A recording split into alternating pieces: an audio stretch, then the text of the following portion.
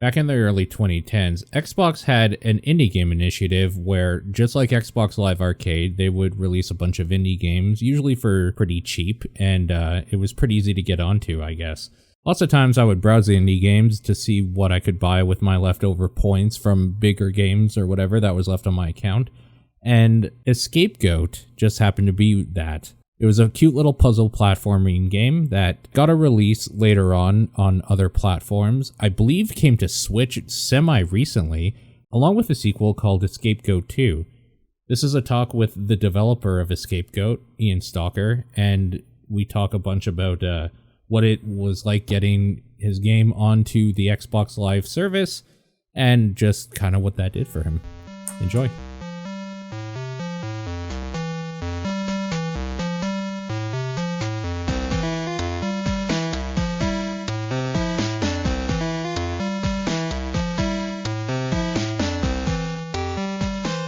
Hey guys, welcome back to Indie Talks on Pixel Response. As always, I'm Paul with Nathan.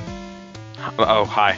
Hey. That seemed faster than normal. Yeah, I know. I'm sorry. I'm in a hyper mood today because today we have MagicalTimeBean. I always say that wrong. Ian Stalker, creator of Scapegoat, with us. How's it going, sir?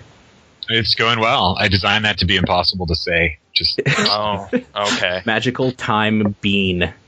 tongue twister. I think it's the bean sound that gets me. Time bean. That's some linguistics right there. Yeah, and I have speech impediments apparently that I never knew before. So thank you, first of all.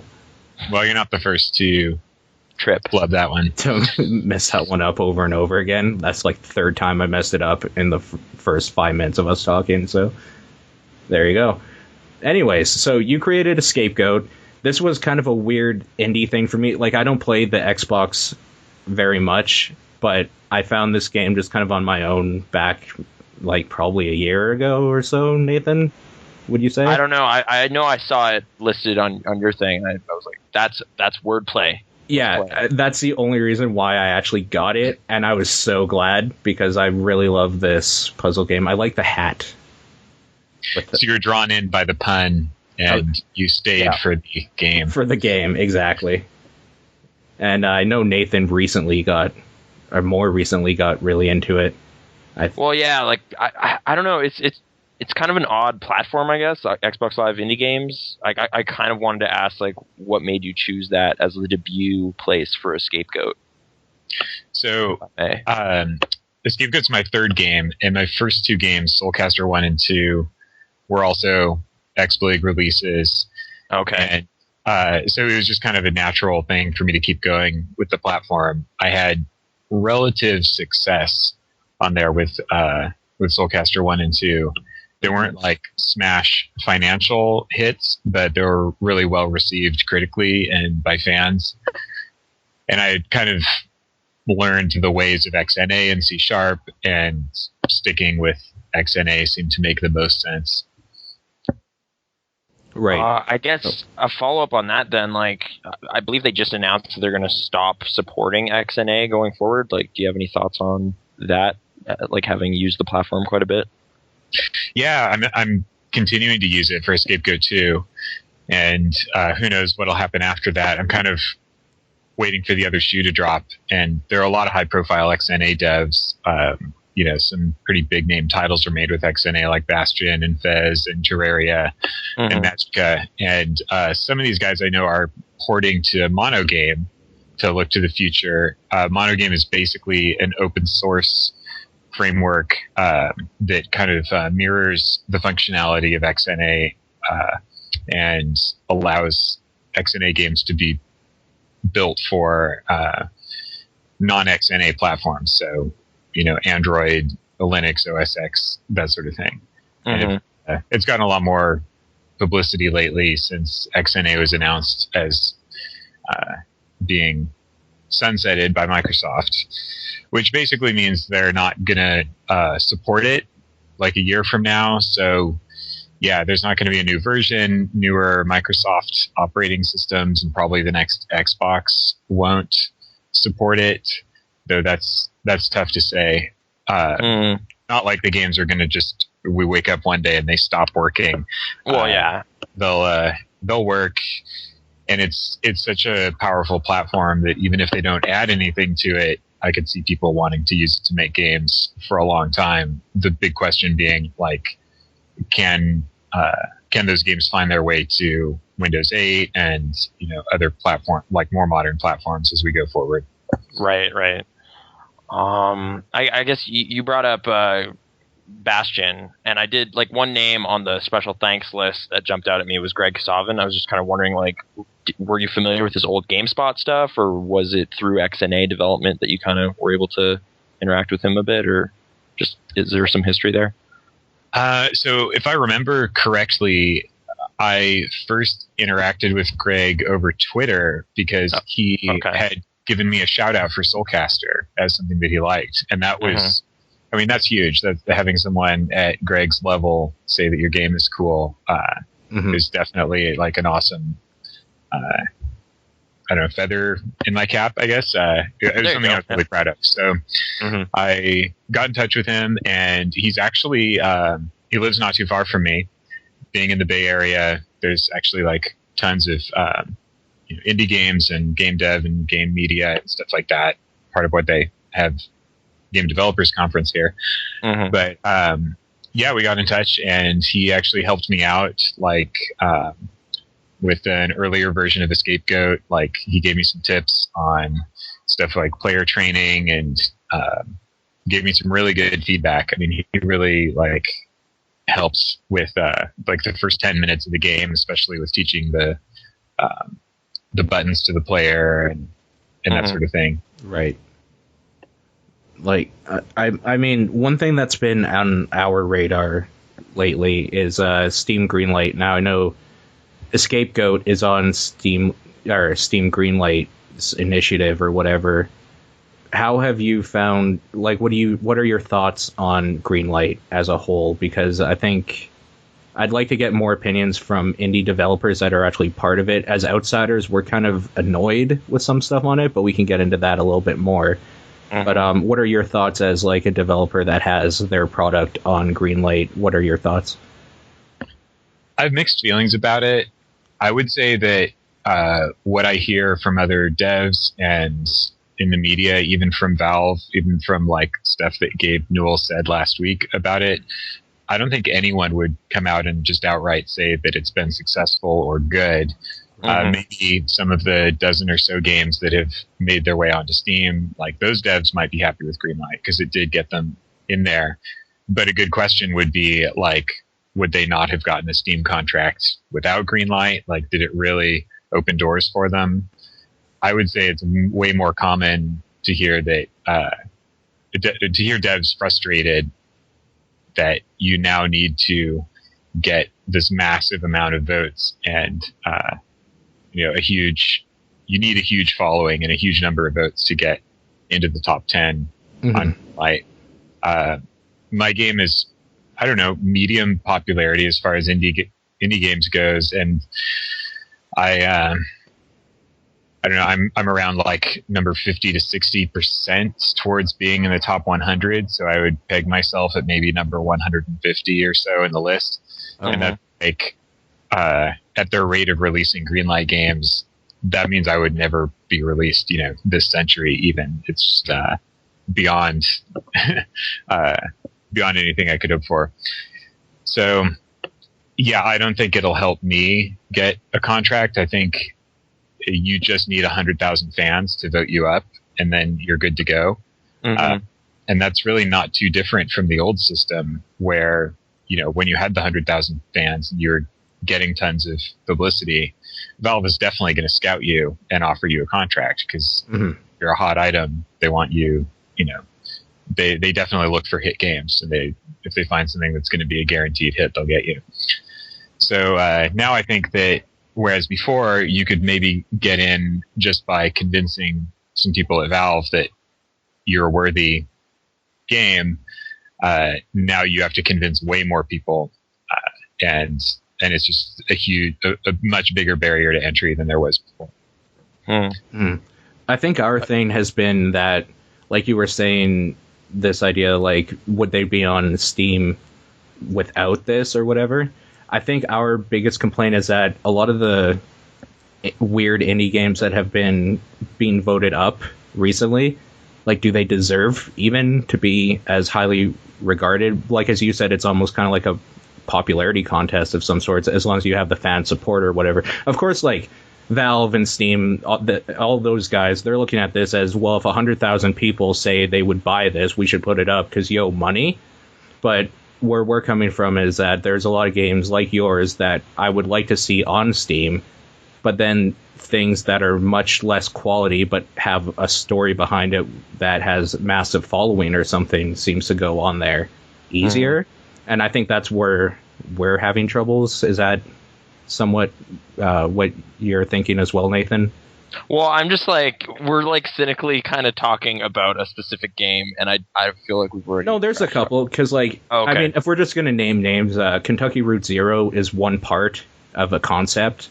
Okay. And like, that's one of those things that like people are really rallying behind, even though we've only seen one part. Yeah, but five, it's already got IGF attention and stuff. I know, and then like there's the other specific games maybe we shouldn't mention again, but like, I don't know, it just seems the Greenlight initiative seems in theory to be a good idea for indie developers, but then you have these weird stories behind it where this game isn't necessarily that great, or it's cool in concept but it's not finished. It's like a game jam game. And well, I guess we might as well just be explicit. I'm gonna like ask Ian's, like, you've heard the story about the I get this call every day thing that's happened recently, correct? No, I haven't. Oh, okay. I should pay attention to gaming news more. Oh, sorry. It's essentially a Canadian gentleman lost his job for making a pretty cynical like satire of his workplace as a game. Okay. Yeah. And like that he lost his job has become kind of the focus of a lot of the news story. So a lot of people are feeling bad on that note and kind of giving him like a lot of attention and votes and stuff. Like where we kind of have some just we can't help but raise our eyebrows is the game is like maybe 10 minutes long and it's just not polished in any way, and it is the product of a game jam.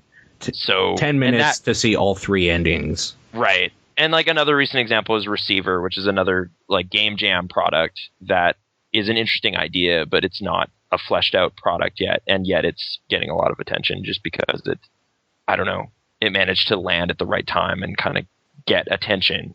Whether or not it's a good game seems kind of beside the point.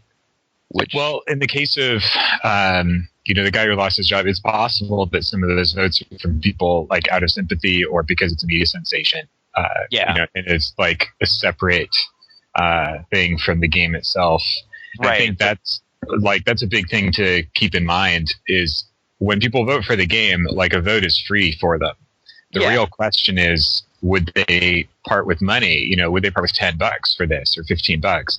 Right. And I think a much more like accurate way to determine the market for the game is a real pre-order system where people actually put their money up, and if a certain dollar amount is reached, then it gets greenlit, everyone gets charged, guaranteed money for Valve. It's all there. So essentially a Kickstarter type model. It would look a lot like Kickstarter once you started doing that. Yeah. Like, I just noticed that one of the greenlit things is DLC Quest, Nathan. Mm-hmm. So. Oh, it actually has been greenlit? Yeah. Huh. Yeah. Like, I don't know. It's just kind of weird that some of these games that have been greenlit are deserving of attention. They're great. There's so much work behind them, and then some things just seem to get by because dude knows a lot of people or something. I don't know. I don't like that idea personally. It's a democracy thing. I don't know. It's kind of a weird thing, like, because I do feel like really weird being super critical of indie games because it's such a small group of people. So yeah. But at some point, no, everyone's afraid to pull out the long knives on us because we're just struggling, we're trying to make ends meet. Everyone seems to be pulling for us all the time in the media, which is kind of weird to me because like there kind of is a sympathetic story behind all of these games. Then like it's just kind of like, well, like they're trying to do a thing, they're trying to make a game, and like that isn't that enough of a story? Why do you need this extraneous details to curry favor or whatever? But I don't know.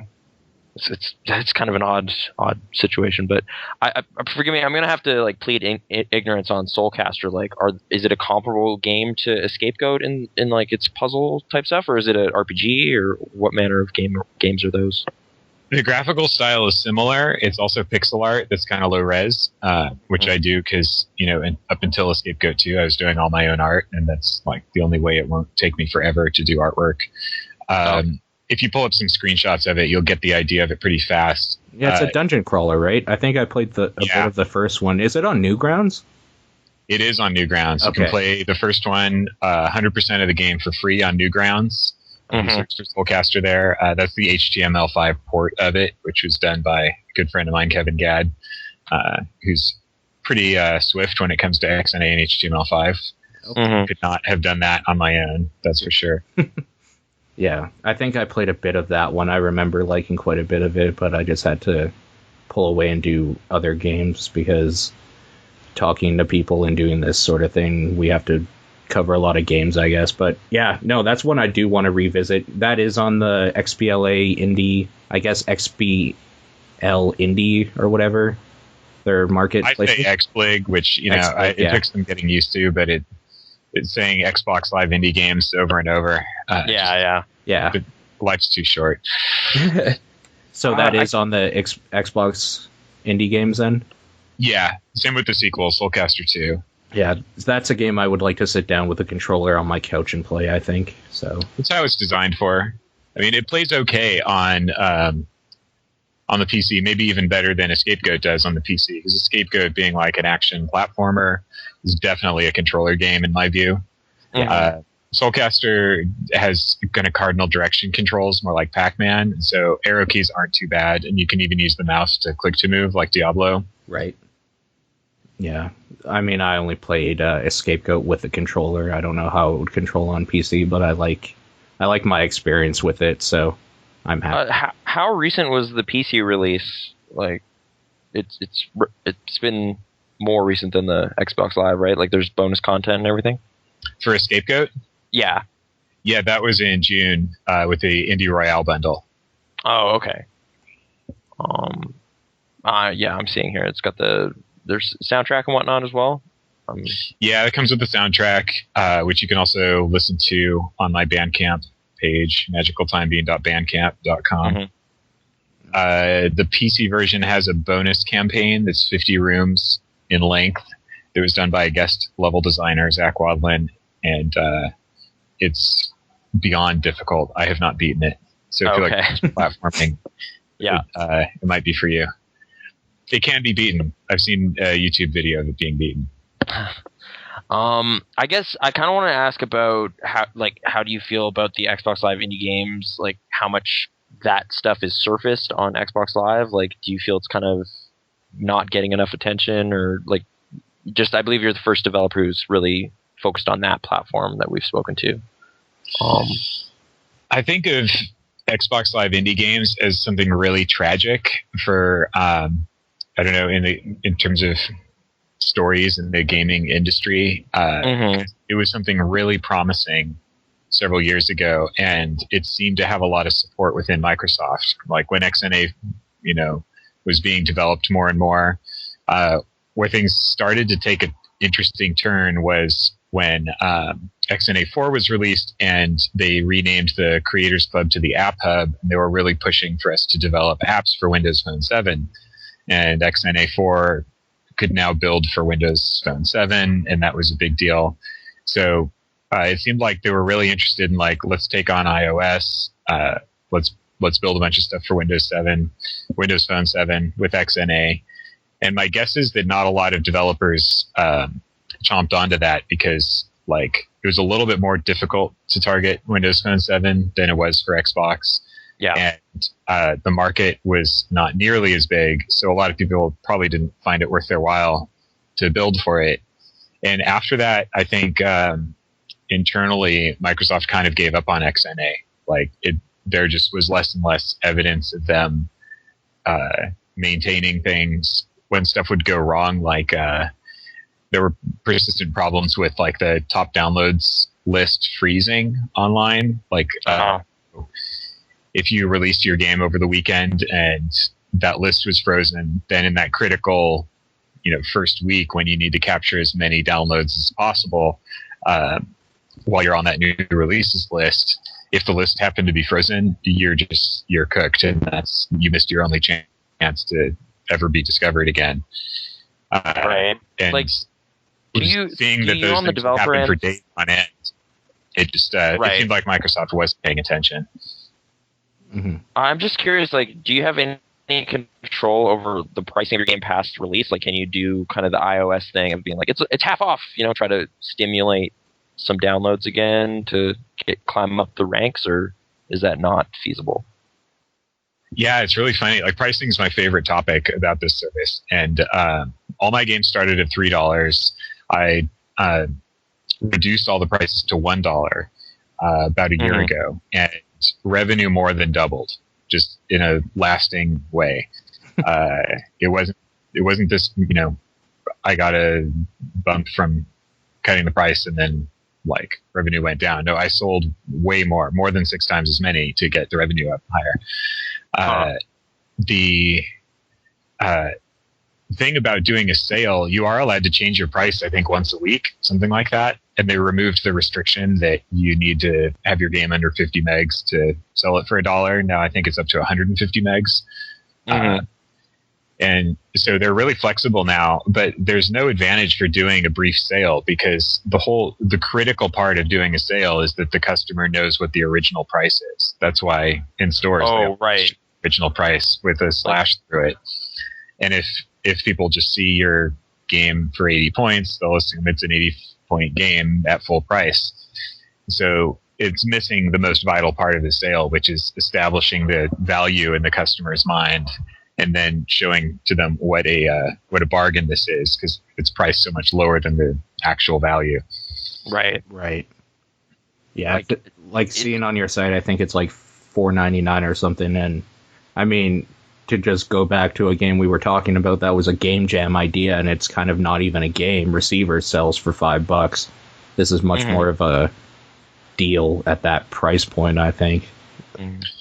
Yeah, pricing is totally up to people have to have a value on your game. And yeah, it's interesting that Scapegoat PC, it does have the bonus levels and has the ability to share levels, and it's a little bit there's some other minor improvements, but it's, at the end of the day, it's 5 times as much on PC as it is on Xbox, or more or less the same basic experience. Reason being, it's like I'm forced to sell it for $1 on Xbox, and I can sell it for $5. So it's kind of like whatever I'll price it at wherever I'll make the most money. Right. Like, I've definitely heard if 5 is the right price for PC. Maybe I would make more at 4 or at 10. I really don't have any way to know right now. Mm-hmm. No, I've definitely heard some discussion about like the value proposition on like iOS, like over a certain price just seems outrageously expensive, despite the fact it's all really cheap for a portable game compared to like DS or something. But that doesn't seem to matter. I don't know. It's definitely been a bit of a puzzle. Or like free to play games, and then the way they make up for that is outrageous, like $100 points package or something. And I don't know.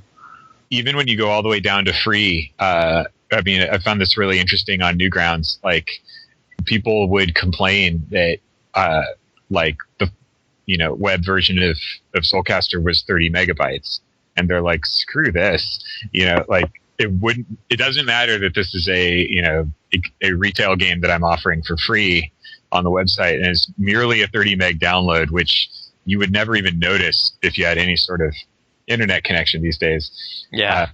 It's still like, it's like they can't be troubled to even play a free game. So there's always a certain customer who will complain at any price, even down to free. Yeah. I guess I do have some, like, just back to the game itself. I do have a question, kind of. I was quite impressed that there was a level editor provided in there. I didn't really mess around with it because I'm bad at doing that typically. But did you create that tool set before, like, first, and then make levels, or was it kind of, oh, I have all this stuff here, might as well give the player access to this so that this can keep going, or just kind of what was the thoughts behind that? the goal from the beginning was to pack a level editor in, because I remember like old computer games that were single screen puzzlers like Lode Runner or Jetpack had a level editor, and that was tons of fun.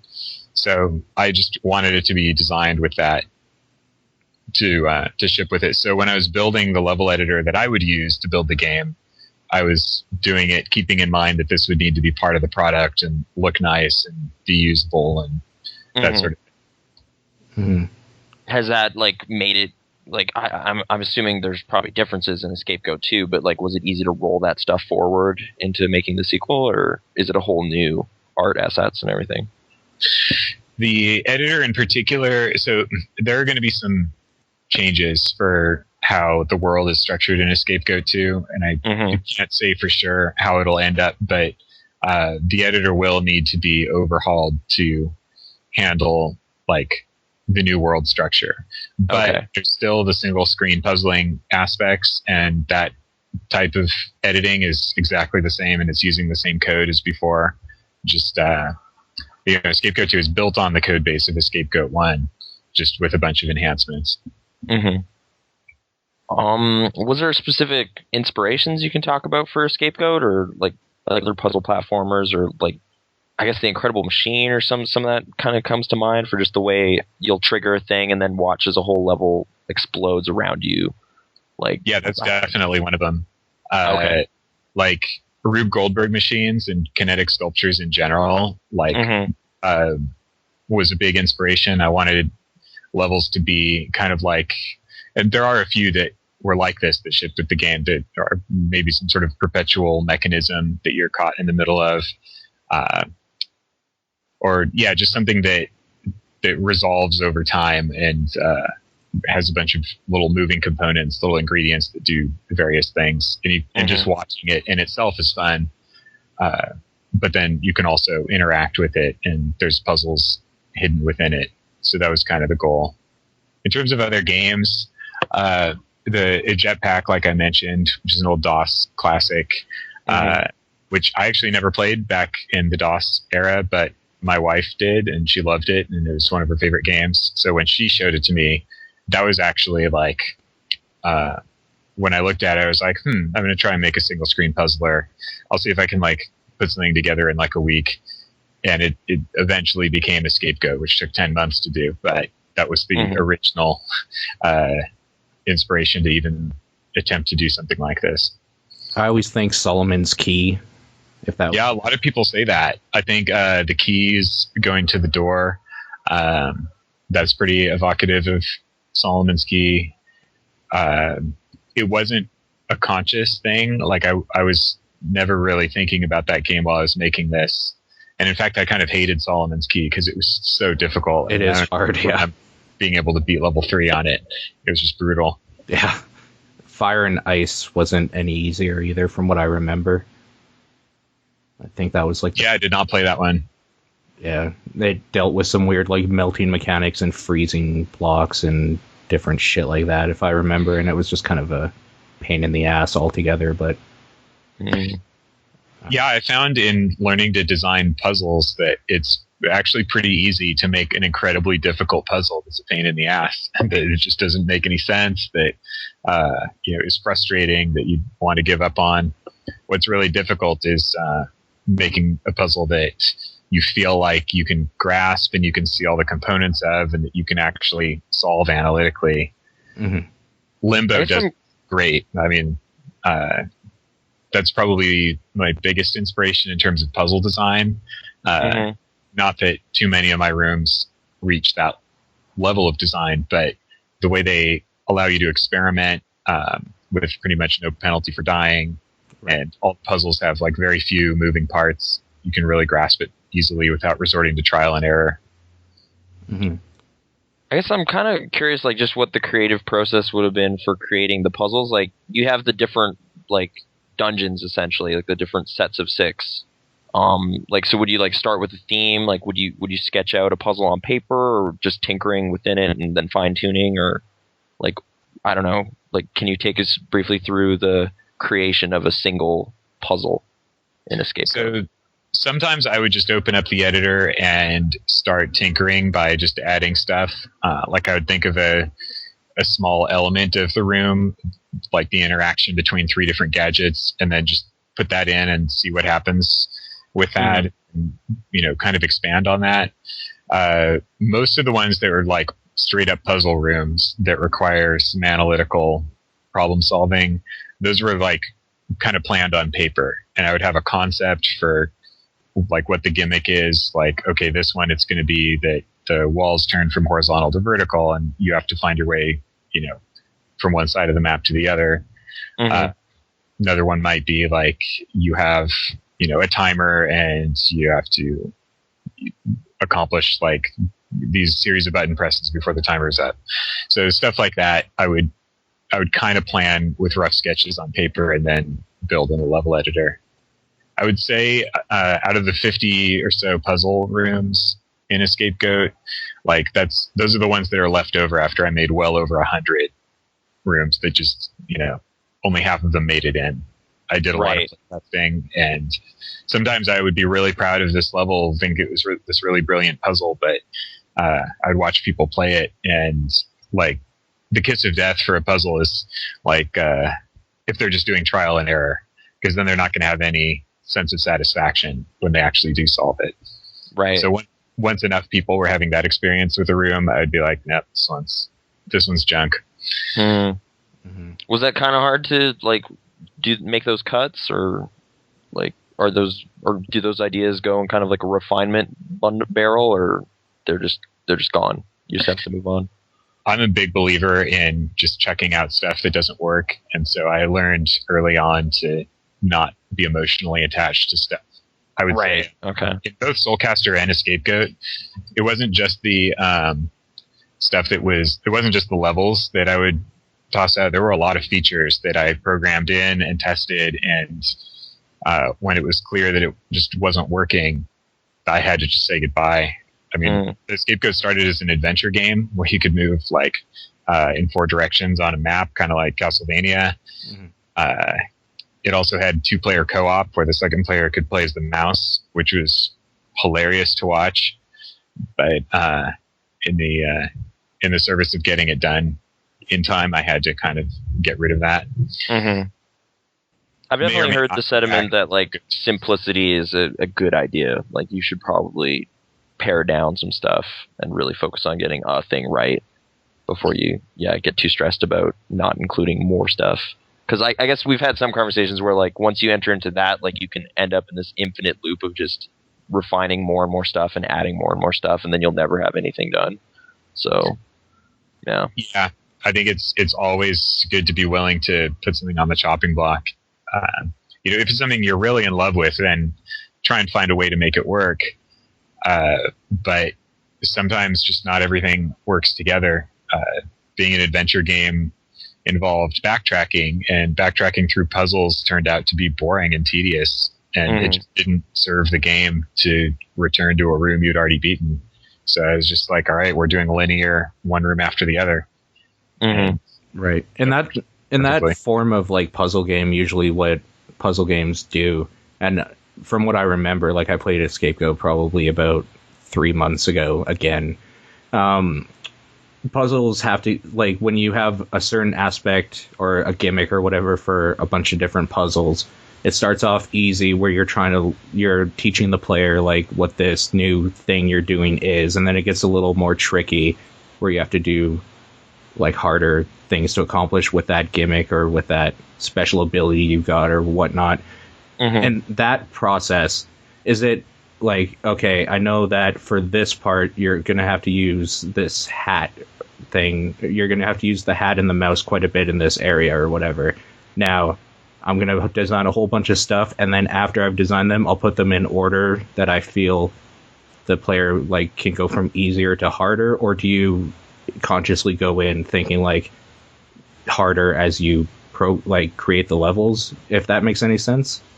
Like an arc of kind of discovering how, like, is it just creating a bunch of stuff, then like, okay, this is easier, so this goes here? Is it rearranging a bunch of stuff you created, or do you create linearly thinking I could add this for the next step, and then that's going to make it a little bit harder? it was definitely all built out of order and then rearranged to fit specific needs. And that was actually another reason why I would get rid of rooms. Some of them that I got rid of were perfectly fine. It's not like players found them boring or stupid, but it was just redundant because it would have like nothing to offer that other rooms didn't offer. And that was especially true for the training levels. So there's the first 6 levels that they do have some basic puzzles in them, but they're mostly to teach you the nuts and bolts of the game. And that has to be like, those levels changed constantly. Every time I would play test, I would move stuff around. I would be like, okay, I've introduced the magic hat too late. Like, it needs to be like, that's something really interesting. I really want to make sure they see that in the first 10 minutes. But then, like, if you introduce it too early, it's like, oh, this is this new button press you're trying to teach them, and you've just taught them how to dash. That's too much learning within the same room. So it's kind of spacing all this stuff out. And I actually had, like, a big whiteboard kind of charting, like, here's all of the things that the player has to learn. For a scapegoat, I think it's about 20 different things that are, like, basic things for the game, and just where they're learned, and making sure that it's spaced out, so it's not like you're learning 5 things in one room and nothing in the next room. Right. There was like definitely at least a bit of a taste of non-linearity, and like you can kind of choose which dungeon to go into. Like, it kind of reminded me of Mega Man or something in that respect. Yeah, right. Like, you choose a level to go take on. I'm not sure. Like, is there any points where it's like, well, the player could be introduced to a new mechanic either here or here, so you kind of had to account for that, or did you like limit that so it won't happen? You know? Yeah. Yes and no. So it's unlike Mega Man in that in the hub room you don't have access to all of the levels when you first start. They're on 2 at a time as you beat levels. And so when you first go to the hub, you can go to stage 1 or 2, and there are some training things that happen in both stage 1 and 2. So it's like, even regardless which one you pick, you're going to be taught this thing. And there's a couple review things in there as well. So the training actually, it's heaviest in the intro stage, but there is a bit of it in stages 1 and 2. And then after that, the 8 general stages that you can go to before the final stage, they're all themed, and they all kind of specialize in a few different gadgets. And so they are also kind of training for what these different gadgets do. So I think you're kind of learning throughout the game. And then just for the final 10 levels, this is integrating like all the different stuff you've experienced so far, and, kind of synthesizing it all. Right. Like, so now you have to demonstrate all the skills you learned in one focused set of last challenge or whatever. Right. For learning, it's like a test at that point. Yeah. I guess there's not a lot of writing in the game, but I still found like the little things the sheep would say at the end of each stage, like, kind of weird.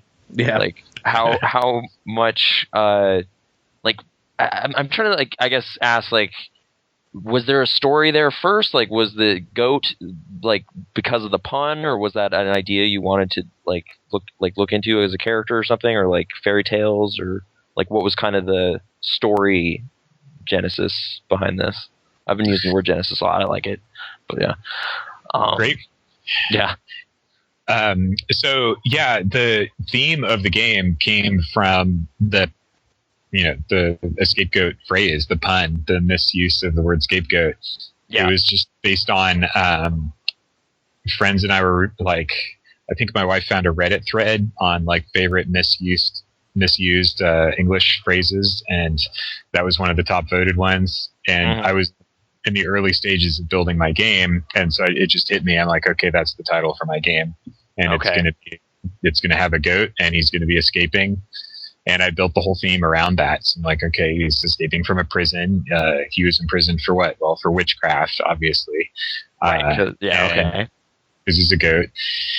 So, it kind of just wrote itself from there. Story's not a strong point for me. So what I try to do with games is have more be like the atmosphere and theme, and I don't know.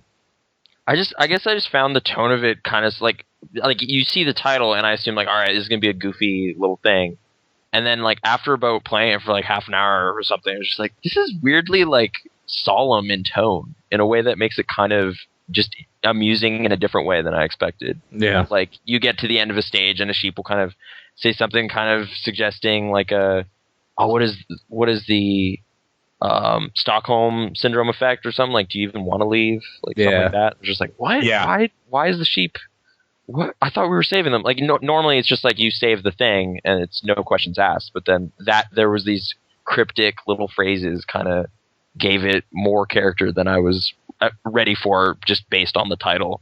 So I guess, good job. But it was an interesting reveal there. Yeah, my goal was to make something that was the title was the only tongue-in-cheek part of it. It was like, here's the challenge: we're making a game called The Scapegoat, but it's going to be completely dead serious from that point on. Like the music's serious, the theme and the story is somewhat grim, and it's not like what you'd expect a goat game to be like, especially in the casual sphere. Mm-hmm. Right. You briefly mentioned Castlevania earlier as a point of inspiration for, well, like an early inspiration for the exploring and whatnot, but yeah, I couldn't help but get that vibe off the music as well. Like, did you collaborate with somebody for the music, or was that like, what do you know if that was actually a point of inspiration for them, or is it just I'm hearing things? So I wrote the music myself, and yeah, I mean, Castlevania has always been one of my favorite game series for its soundtrack. Hell yeah. That has been a huge influence on me, like, as long as I've been writing music, I would say. I learned how to play those songs on piano when I was a teenager. It's been ingrained in my head. And actually, one particular song, I think from Curse of Darkness, it was one of the more modern Castlevanias, kind of solidified the feel I wanted to get from the like while playing this game, and it served as kind of an anchor, like a starting point. I didn't go so far as having like orchestral instruments in the Scapegoat soundtrack. It's all very synthesized in 80s. Yeah. But it's still like, definitely you can hear shades of Castlevania in there. So like you said, maybe before we started recording, that MagicalTimeBean is just you. Like, was the Scapegoat purely you? Did you have any real, like, I forget looking at the credits, like if there were others there, like playtesters, I suppose. But yeah, how many team members are there? So it really was just me, but I couldn't have done it alone. Like, I know that's a cliche, but yeah, when you look at how many people playtested the game, like those, many of them were not just like, oh, like I'll give you 5 minutes to give you, to look for bugs in the first 5 minutes of the game. Like, a lot of these people devoted like an hour or more to playing through while I observed, and they gave me a lot of detailed feedback. A few close friends of mine gave me really good advice, like throughout the design process. So I think I had a lot of help in the I don't know, like music producer, like high concept area, and that was really vital. But in terms of the actual content creation and programming and stuff like that, at the end of the day, I did pretty much every bit of it myself. It took 10 months, you said, essentially, or that was the... Yeah, and then about 3 months to port the Xbox version to PC. Okay. I guess moving into kind of more general conversation, like... wait, I have a few... Oh, sorry. Like, I don't know how much you can talk about a Scapegoat 2, but I'm wondering if it's going to be kind of like the same format where you have a tutorial or whatnot, and then you have sort of a hub world sort of thing, and you can decide where you want to go with a bunch of different puzzles that... And I'm assuming the mouse mechanics. Is in it, because there was the hat and everything, teaser, but... So yes, the mouse is in it, the hat is in it, there will be more hats, I can guarantee that. DLC hats? I won't charge for the hats, they'll be completely free. That's very, very good of you. See, that's how generous I am. world layout will be similar in that, yes, there will be a starting linear area where you're forced to play a certain number of levels in order, but there will be branching, like with the hub, and it'll be something like the hub, but perhaps a slightly different take on it. And yeah, I can't say too much more until I actually try out the system I have in mind and make sure it's cool, because it could turn out to suck, and then I'll be like, oh, we're doing the Scapegoat 1 thing again. It's gonna be awesome. But yeah, it'll be along the same lines, definitely. I guess oh, sorry. I was going to ask, like, along the same lines of, like, oh, this is just a Scapegoat 1 again sort of thing, or what you were just saying. Are there going to be any major mechanical changes to the way the gameplay feels or plays? No, the goat will control pretty much the same. I'm working on some kind of game feel things to improve the controls slightly for him. The fact that it's in high resolution makes it look a lot smoother. Like, the world just seems to be a lot more solid and hold together a lot better. The visuals are just the biggest upgrade by far. Cool. The gameplay will be more or less the same type of thing. There will be new gadgets, for sure. I've got a bunch of ideas, and when we get the code a little more nailed down in terms of the aesthetics, then I'll start prototyping stuff like that. But it'll essentially play like a Scapegoat 1. Like, is its primary platform still Xbox Live Indie, or? It's going to start on PC, actually. And its appearance on Xbox Live Indie games is a big question, because I don't know what's going to happen with that. Right. The next Xbox coming out, will there be Xbox indie games on that? I don't really know. Not to mention the fact that I would probably be forced to sell it for $1. And like, just the economy experiments there and everything, yeah. Yeah, I mean, just to throw out a number, all 3 of my games made on Xbox Live Indie Games combined $5,500 last year, which is okay. I mean, that's like an okay amount of money, but it's not an amount of money you can base a business on. Like, that's how much I'd want to make per month if I, doing this full time and I'm really paying the bills with it. Right. So, I can't look at it seriously as a business platform. I would look at it as like, okay, I could probably make several grand by porting to it. How much time will that take? And then just do the math if it's worth it. And it's, I mean, in the short term, probably a lot more profitable for me to port to OS X and Linux than it would be to port to Xbox Live Indie Games, which is sad, because it's an Xbox game, and that's the best way to play it, is on a TV in a living room with a controller. It breaks my heart, but right. Well, there's there's a lot of movement towards, big picture, like having your PC plugged into your TV. So, like, would just supporting controllers be a way of kind of creating a similar experience for some people, or like Joy to Key or something? You can absolutely play with an Xbox controller. Just plug that sucker into the PC and it'll detect it. Oh, excellent. Yeah, so there's that. I am kind of toying around with the Ouya. I've been talking with those guys, and to get my hands on a dev kit soon, so I can try porting my games to that, which is pretty exciting. I mean, if it turns out it'll work without too much reworking, and I can get it done in time for launch, that could be exciting. But that's a big maybe. I can't declare that my games are coming out just yet. No, the Android market is definitely like a big blind spot. Like, I just don't know what's going on over there, but it's definitely huge. Interesting. Yeah. Like, Terry Cavanaugh was talking, like, Super Hexagon was doing really well over there. Like, that's a recent kind of success story. Yeah. Double Fine Adventure partnering and everything. But sorry.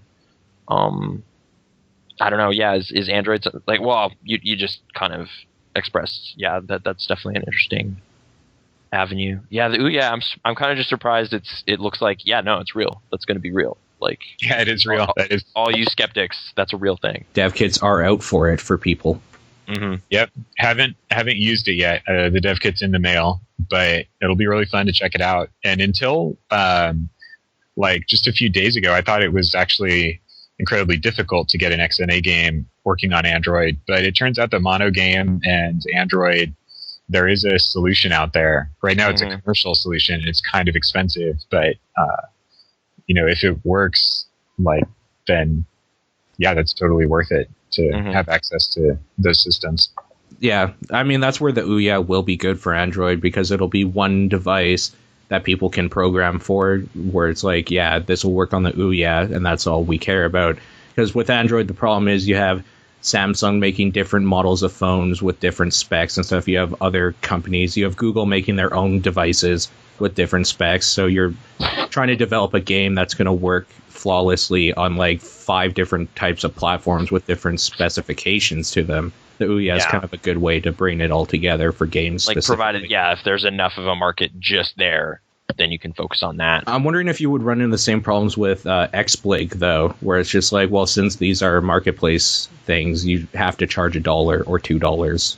I don't know how their pricing works for the marketplace.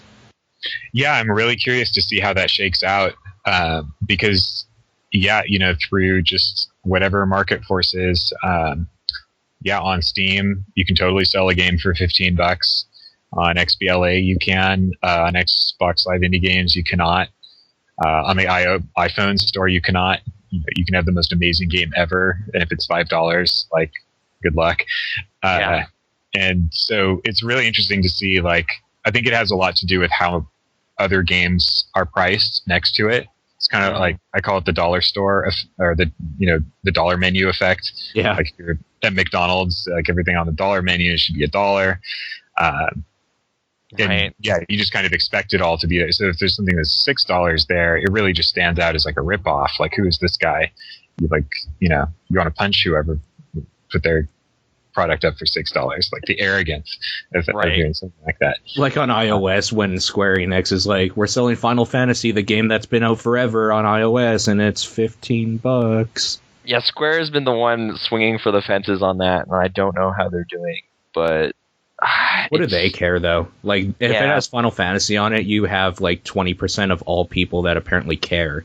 So I'm just wondering if part of this is just like a lot of these people aren't people who play games normally, because like we've been used to paying way too much for video games for a while. Like, we were just having a conversation about like N64 games. I would pay like $90+.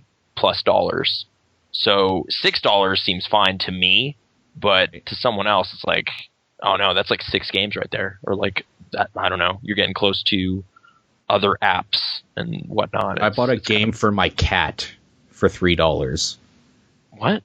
There's like tablet games that are made for cats, so they can paw at it. That's its Can own. the cat make in-app purchases? Yeah. That would be dangerous. That would be really it's a free-to-play cat game, but there's like a giant button that's just pay money. That would be amazing. Yeah. I'm gonna write that down. Yeah. Oh, if things go south for the games business, I can just try and scam cat owners. And it would be the easiest thing to market ever. You would just have to show your cat playing your game and put it on Reddit, and you already have like $1 million in sales. Or you get upvotes, yeah, maybe. Genius. Yeah, I don't know. I guess now moving a bit away from a scapegoat, just to kind of general games talk. Like, you're in the Bay Area. Do you get out to game jams and stuff a lot? We've been kind of talking about those with some regularity here. So I'm just curious if that's a part of your gaming network or not. Yeah, I've done a couple game jams in the last year. I did one at Unknown Worlds about a year ago.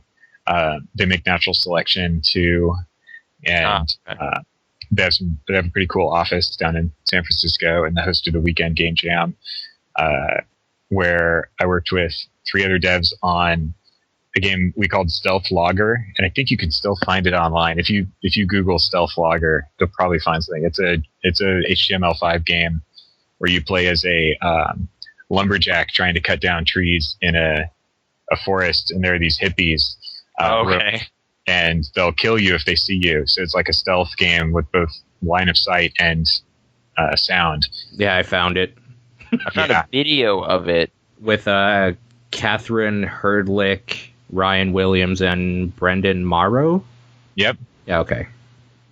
I'm going to have to take a look into this when we're done here. But and I met all those guys at the jam, and they've all remained good friends, actually. It was a really fun experience. Very cool. Like, Nathan was actually part of a game jam recently. Finally, for the first time. Yeah, it was definitely an interesting way of meeting a lot of people and like just discovering a community that has existed in your city that you just didn't know was there. You made a game you could sell for $1. No, I don't. That thing's not. Like, that thing needs a lot of attention before I would feel comfortable doing that. But anyway.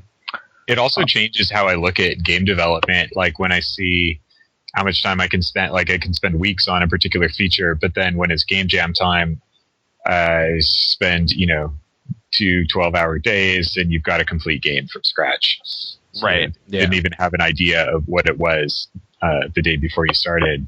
Like there's a good lesson there, I think, that you can really just not to say cut corners, but if you focus on the right things during development, you can really speed up the process. So that's what I'm trying to do with the Scapegoat too. Just focus on the bare bones of it, get it up and running, keep it working as fast as possible.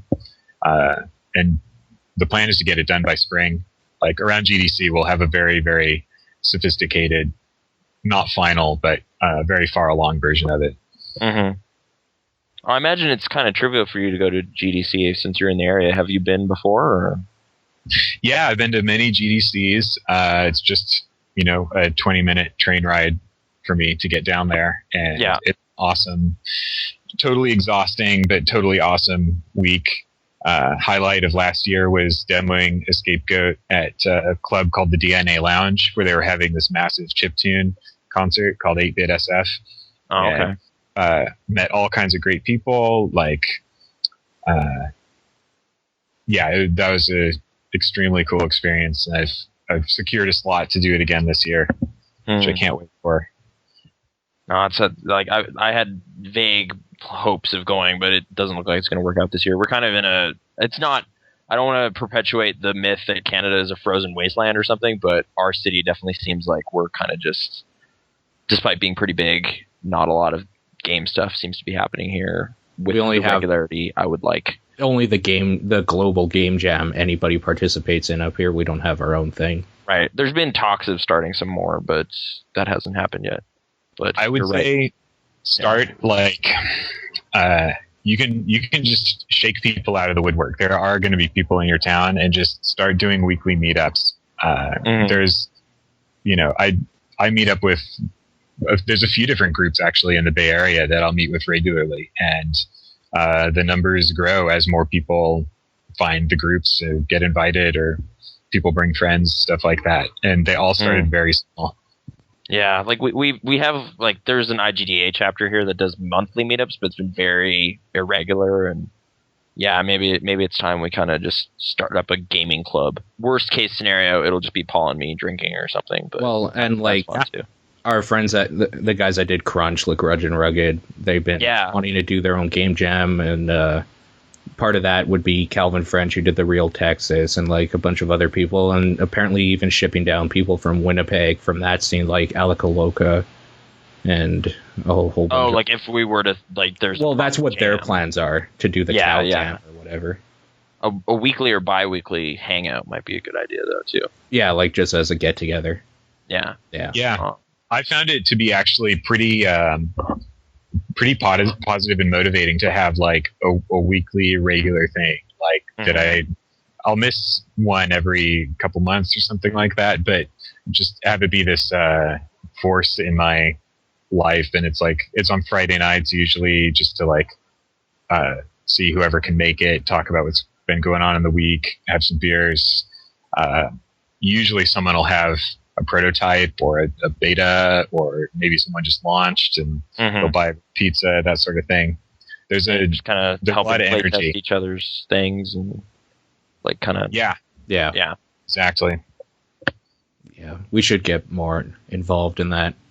I know. I have nothing else to do. I have contacts I can call. Once school's over, man, I will be much more dedicated. But right now, it's been running around doing other stuff. But, I guess just kind of a nice other general question. What games have you been playing lately? You play any of those video games? Those video games, those things take up too much time if you let them. Yeah, I don't know. I have a strange relationship with playing games. Like I I tend to not play a great number of games, but every now and then I'll find one that I'll completely throw myself into. And, for better or worse, sometimes it just means I've thrown way too much time into it. But I would say most recently there's a roguelike called Dungeon Crawl Stone Soup, which is just the most addictive roguelike ever. And I'm currently clean for like a couple weeks. I haven't touched it, but it's so easy to start a character and just, keep keep trying. You die, you want to restart and get a little further. You have hopes of, maybe some amazing items going to be on the first floor, stuff like that. It's a really well done roguelike. I don't know what it is, but I don't know if there's been a resurgence or I just wasn't paying attention for a while or something, but the roguelike model of doing things has definitely been something that's been catching my eye more and more over the past year or two. Like just stuff like Spelunky, FTL, Binding of Isaac, like some kind of noteworthy games that you die a lot and it's kind of crushing, but at the same time, it incites that kind of desire to go back and do better. It taps into your gambler side. Maybe. Yes, it has a lot to do with gambling, I think. Yeah. Sorry, what was it? What was it called again? Dungeon Crawler Stone Soup? Yeah, I found it, so my life is over. Okay. Yeah, sorry about that. All right. It's just picking up where World of Warcraft left off, so it's all right. Before then, it was Dark Souls. Yeah. Absorbed a lot of time, though I don't regret it. I mean, it's such a masterpiece. Yeah. Before that, Bayonetta. Yeah. You see how distant these games are, like a year apart. So I don't actually see a ton of new games. Right. But there's like an annual obsession. Yeah, more or less. Okay. So cool. Skyrim wasn't one for you? I bought Skyrim, and I was actually, I held off. I didn't get it at launch because I was a big fan of Oblivion, and I was actually kind of fearing how much. Yeah, I did the same thing. I got it maybe 10 months later or something, but yeah. I was kind of disappointed by it. Maybe it's because I'm a different person than when I first played Oblivion, but it could also just be that I think it was kind of sloppily done. I think they took out a lot of role-playing elements and tried to simplify the systems. And Oblivion was also already plenty simple. It's we don't need it any simpler, but it just seems a little bit watered down. I definitely did see a lot of complaints that essentially everything seems to distill down to you should go to this dungeon. It's just there's not a lot of quest variety at a certain point, which I got 4 quests in a row that all no matter how the quest was presented to me at first, it always came down to abandoned camp where I would need to kill the bandit leader. Yeah. 4 quests in my log in a row that were exactly that same thing. I'm they were really short on ideas here. Yeah, it's kind of weird. I do praise a lot of things in that game, like it being able to knock the environment around and kind of stuff like that. But at its core, the tasks it's giving you do fall within a pretty narrow range. I was really into the whole stealth arrow thing though, so I got pulled into it for quite a while. I just was I'm sneaking around in the dark with my bow, so this is awesome. Yeah, but I definitely do concede that there could have been more. I don't know. A wider range of activities, but yeah, fair enough. I guess I don't know. I kind of am curious, just XNA, we already talked about, kind of how it's sunsetting and whatnot. Do you have any eyes on other platforms that you might look into familiarizing yourself with, or are you gonna keep going with XNA for a bit, Unity or Game Maker? I have a lot of friends that are really big Unity users and definitely sing its praises. I've tried it briefly, and so I can't really say I have a solid knowledge of it just yet. I mean, it's something I would consider, but I have some reservations about using something that's basically an engine rather than a framework, because I just like having a little control. Right. More creative freedoms. Yeah, okay. And I honestly would not use the stuff that built for Unity. I mean, it's designed to be a godsend if you're making a 3D physics game. It's done so much heavy lifting for you, so you can just get into your game design. But I don't make 3D games or physics games. But so much of the stuff that I would be paying for with Unity, I would just be kind of bypassing in order to use their basic, you're making a game in C# and it can be available for all these platforms. And that's what I would be paying for. Yeah. Right. So, Scapegoat 3 built with Unreal. Hey, you never know. There you go. First person goat.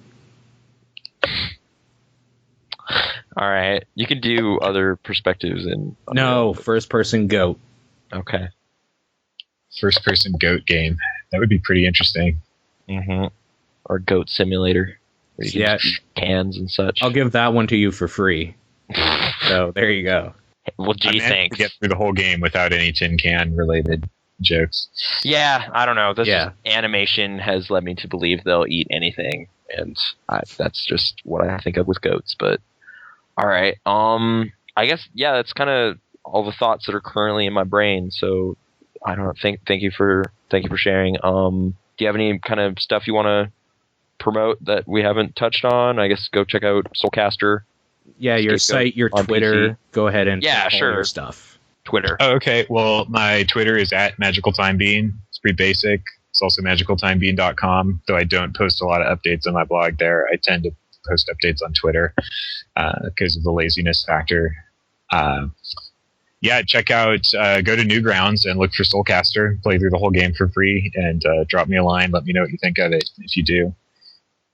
There's also a Scapegoat. You can go to playescapegoat.com and play the first 3 stages of a Scapegoat for free in your browser. There's the HTML5 version.